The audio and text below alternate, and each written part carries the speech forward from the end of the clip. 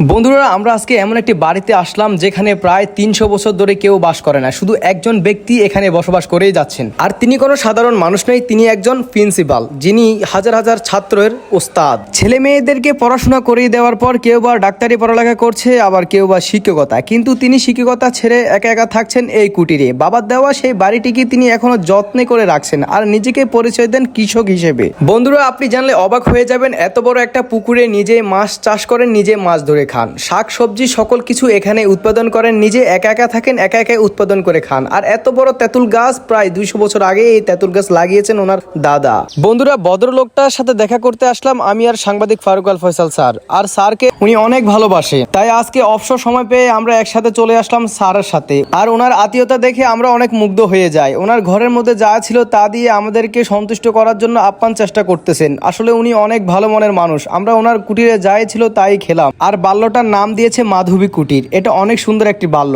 যাই হোক বন্ধুরা, আজকে দিনটা আমাদের কাছে অনেক ভালো লাগলো, কারণ স্যারের সাথে ঘুরে আমরা অনেকই মজা পেলাম। আর ওনার বাগান বাড়িতে অনেক বিশাল বড়, নিজে শাকসবজি সকল কিছু তৈরি করেন। বন্ধুরা ভিডিওটি যদি ভালো লাগে অবশ্যই চ্যানেলটিকে সাবস্ক্রাইব করে রাখুন।